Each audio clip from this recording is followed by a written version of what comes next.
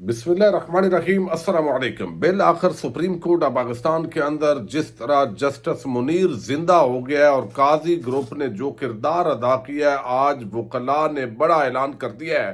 Lahore high court bar ایسوسی ایشن اور کوئٹہ تک کس طریقے سے وکلاء تپ گئے ہیں اور کیا ہونے جا رہا ہے، اس کی تفصیل میں آپ کے سامنے رکھوں گا۔ عمران خان نے جسٹس عامر فاروق کی جئی طئی کر دی ہے اور ان کو آئینہ دکھایا ہے۔ یہ کیا معاملہ ہے، اس پر بھی بات کریں گے۔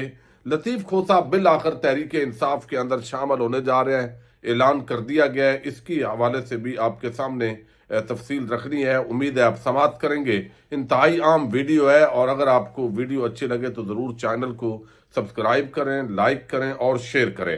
اب جس انداز کے اندر اعتزاز احسن اور لطیف کھوسہ یہ دونوں جو ہے، یہ انسانی حقوق کے معاملے کے اندر جس طرح انہوں نے پازیٹیو رول پلے کیا ہے، تو ان کے جو خیالات ہیں وہ تحریک انصاف کے ساتھ ملتے ہیں، اور آصف زرداری اور بلاول کی ہوتے ہوئے اب ان کی جو جگہ ہے وہ پیپلز پارٹی میں موجود بھی نہیں ہے۔ حتیٰ کہ جو حملہ کیا گیا جو سردار لطیف کھوسہ ہیں ان پر، اس پر آصف زرداری ان کے پاس گئے بھی نہیں ہے۔ اتنا یعنی آپ دیکھیے، یہ سمجھتے ہیں چونکہ جس طریقے سے بلاول ایک بچے کو باقاعدہ لیڈر بنایا گیا، اب یہ ان کے لیے اس کو قبول کرنا یقیناً مسئلہ تھا۔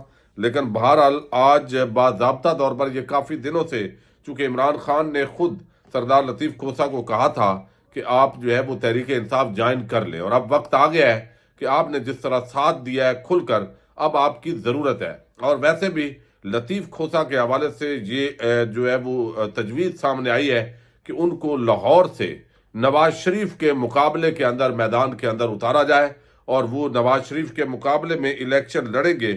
ان کا جو بیٹا ہے خرم کھوسہ وہ آلریڈی تحریک انصاف کا حصہ ہے، اور آج لطیف کھوسہ نے کہا ہے کہ اپنے اور اعتزاز کے بارے میں آصف زرداری کی رائے کا احترام کرتا ہوں۔ پارٹی چیئرمین یا صدر اگر سمجھتے ہیں کہ میں پارٹی میں نہیں تو ٹھیک ہے، اگر آصف زرداری کہتے ہیں کہ میں پارٹی میں نہیں ہوں تو نہیں ہوں۔ میں بھٹو شہید اور بے نظیر کی جماعت میں تھا جس کا نظریہ عوامی حمایت تھا۔ اب چونکہ زرداری پارٹی ہے تو اس لیے وہ کہتے ہیں کوئی مسئلہ نہیں ہے۔ پاکستان میں تحریک انصاف میں شمولیت کی بات ہو رہی ہے، کیا یہ دعویٰ درست ہے؟ آج ان سے سوال کیا گیا ہے تو لطیف کھوسہ نے کہا کہ میری فیملی، دوست اور ہم نواؤں کا اصرار ہے، اس لیے اسی ہفتے میں تحریک انصاف کے اندر شمولیت کا اعلان کرنے جا رہا ہوں۔ تو اب انہوں نے پہلے بتایا تھا کہ میں فیملی اور فرینڈز کے ساتھ مشورہ کروں گا، تو آج باضابطہ طور پر تو اعلان انہوں نے نہیں کیا، لیکن یہ اعلان کر دیا ہے کہ وہ آئندہ ہفتے تحریک انصاف کے اندر شمولیت اختیار کرنے جا رہے ہیں۔ دوسری طرف آج سابق وزیر اعظم عمران خان نے جس انداز میں اڈیالہ جیل آج عدالت لگی رہی، ایک جج گیا، پھر دوسرا آیا، پھر تیسرا آیا، ابھی تک بھی جب میں یہ ویڈیو بنا رہا ہوں تو ایک جج صاحب ادھر بیٹھے ہوئے ہیں، اور توشہ خانہ کیس میں شاید ان کی ڈیوٹی عمران خان کی ضمانت کو مسترد کرنا ہے۔ بہرحال ڈیوٹی ہے یا نہیں ہے، لیکن وہ مسترد کرتے دکھائی دے رہے ہیں۔ ممکن ہے جب تک ویڈیو پبلک ہو تو وہ ضمانت جو ہے وہ مسترد کر چکے ہوں۔ اب ایک جو معاملہ ہے وہ بڑا عام آج سوال جو رہ گیا پچھلی ویڈیو کے اندر، وہ جو سلمان صفدر نے ابو ذر خان نیادی جو ہے انہوں نے اٹھایا ہے۔ وہ کہتے ہیں کہ ایف آئی آر میں لکھا گیا کہ سائفر فیکٹ کو توڑ مروڑ کے پیش کیا گیا۔ ایف آئی آر کرنے والے کو کیسا پتا کہ اس کو توڑ مروڑ کے پیش کیا گیا؟ کیا ایف آئی آر کرنے والے افیسر نے سائفر کو پڑھا ہے؟ یہ ایک بڑا عام سوال ہے۔ اگر پڑھا ہے تو پھر تو وہ کہہ سکتا ہے، اگر پڑھا ہے تو ویسے ہی آفیشل سیکرٹ ایکٹ کی خلاف ورزی ہے، تو سیکرٹ ڈاکومنٹ اس کو پڑھنے کے لیے کس نے دی ہے؟ یہ بھی ایک بڑا جو ہے وہ جینون سوال ہے۔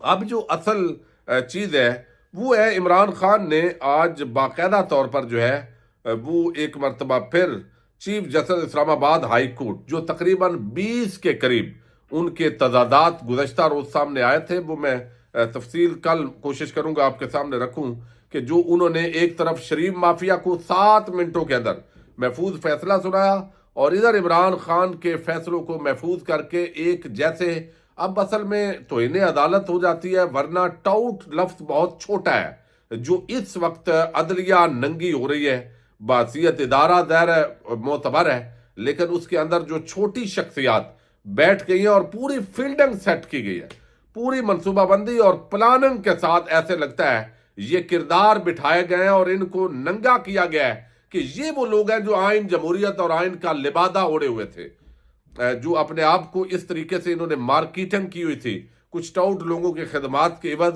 اور یہ اصل ان کا کردار ہے۔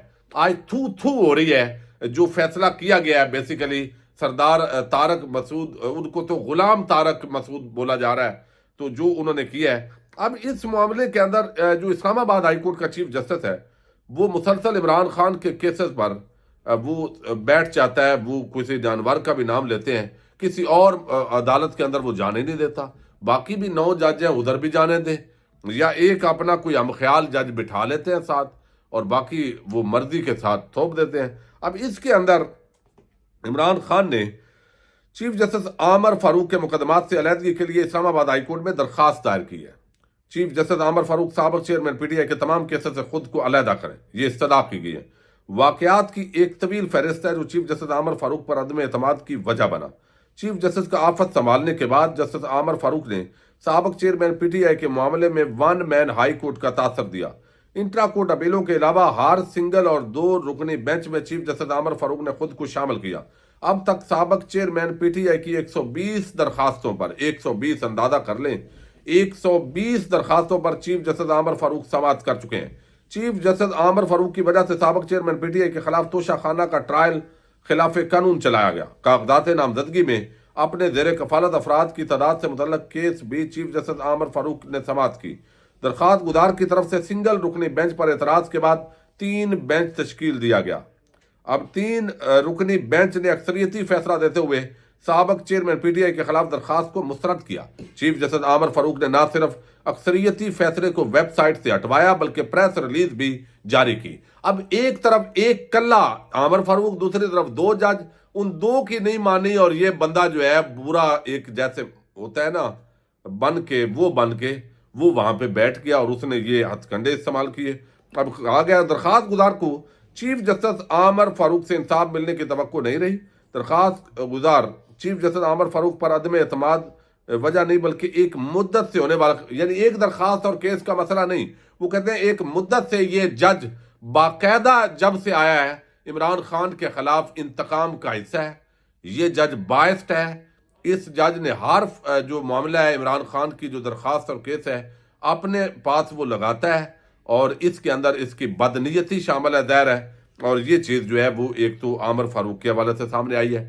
دوسری طرف اس وقت جو وکلاء کی آرگنائزیشنز ہیں وہ تقریباً مینج ہو چکی ہیں، یعنی پاکستان بار کونسل اعظم نذیر تارڑ کی مٹھی میں جا چکی ہے، چونکہ اس مرتبہ جو پاکستان یعنی سپریم کورٹ بار ایسوسی ایشن کے الیکشن زبے عابد زبیری کو ہٹا کے باقاعدہ اعظم تارڑ گروپ اور آسن بھون گروپ جو ہے وہ لایا گیا، جو آسما جہانگیر گروپ کہلاتا ہے بیسیکلی، اور اس کے اندر جو ہمارے اداروں کی انوالومنٹ ہے، وکلاء کے اندر جو اثر و رسوخ ہے، وہ بھی اس مرتبہ بہت ساری ایسی شکایات سامنے آئی، بہت سارے تبصرے ایسے ملے کہ وکلاء ہی ایک ایسا پاورفل فورم ہے جن کی آرگنائزیشن ہر تحصیل کے اندر آلریڈی موجود ہے، تو وہ غیر آئینی ہتھکنڈوں کے سامنے ڈٹ جاتے تھے۔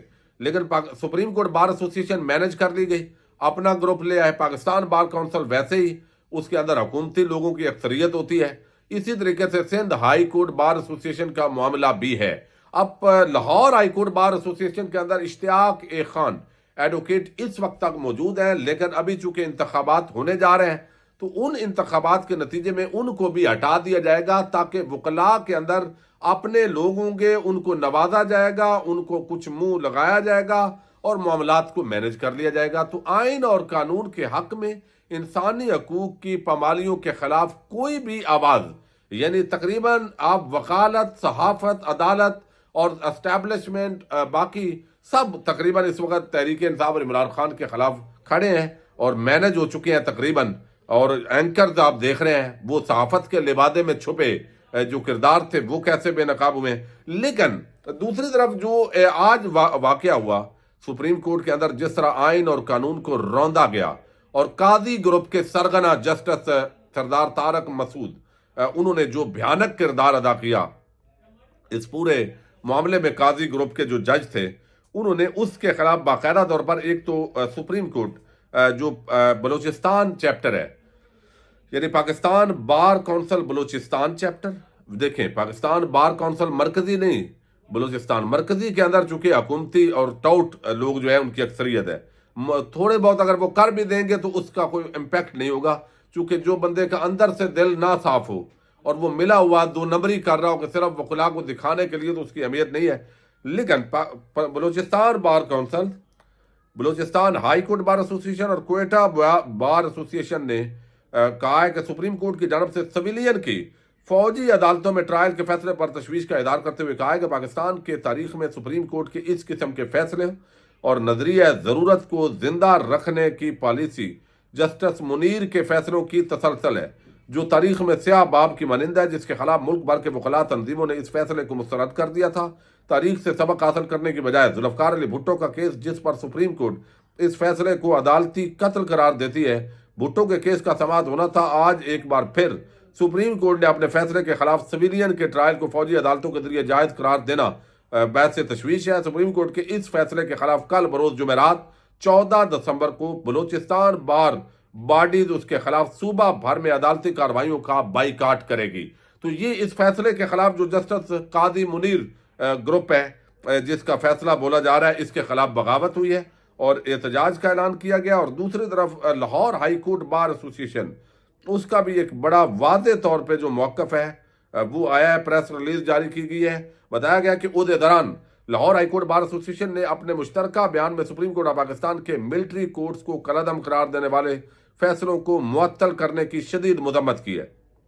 انہوں نے کہا ہے کہ مورخہ 12/12/2023 بروز منگل کو منعقد ہونے والے جنرل ہاؤس میں فوجی عدالتوں کے قیام کو بنیادی انسانی حقوق کی نفی اور ان عدالتوں کے قیام سے آئین پاکستان کا چہرہ مسخ کرنے کے مترادف قرار دیا ہے۔ چیف جسٹس آف پاکستان نے جو بینچ تشکیل دیا ہے، اسے صاف لگ رہا ہے کہ قانون اور آئین کو پاؤں تلے روندنے کی تیاری کی جا رہی ہے اور جوڈیشری کا قتل عام کرنے جا رہے ہیں۔ وکلاء کسی صورت ملٹری کورٹس کو نہیں مانتے، کیونکہ supreme court of Pakistan military courts کو پہلے ہی خارج از اختیار قرار دے چکی تھی۔ اور کیا 6 رکنی بینچ اس فیصلے کو خارج کرنے کا مجاز ہے؟ انہوں نے کہا کہ پاکستان بھر کی بار ایسوسی ایشن اس بینچ کی تشکیل کو غیر قانونی قرار دے چکی ہے۔ آئین اور قانون کی حفاظت کے لیے ہم اپنے خون کا آخری قطرہ تک بہانے سے دریغ نہیں کریں گے۔ یہ آج باقاعدہ طور پر کل جو ہے کہا گیا ہے کہ ارجنٹ کیسز کے بعد جو ہے وہ صوبہ بھر کے اندر ہڑتال کی جائے گی۔ چودھری اشتیاق خان صدر لاہور بار ایسوسی ایشن کی طرف سے یہ اناؤنسمنٹ آئی ہے۔ بار جو ہے وہ آہستہ آہستہ بغاوت کرنا شروع ہو گئی ہے۔ قاضی جسٹس منیر گروپ اس وقت پوری طرح ایکسپوز ہو رہا ہے۔ نظریہ ضرورت کو زندہ کرنے والے یہ جو کردار ہیں، یہ لگتا ہے کہ اپنی اصلیت ان کی آشکار ہو چکی ہے اور یہ سامنے آ رہے ہیں عوام کے۔ یہ باقاعدہ ایک پیج ہے جو نواز شریف کو پاکستان پر مسلط کرنے کے لیے گریٹر گیم کا بظاہر حصہ لگ رہا ہے۔ دیکھتے ہیں کیا ہوتا ہے۔ اجازت دیجیے گا۔ اللہ حافظ۔ پاکستان زندہ باد، پاک فوج پائندہ باد۔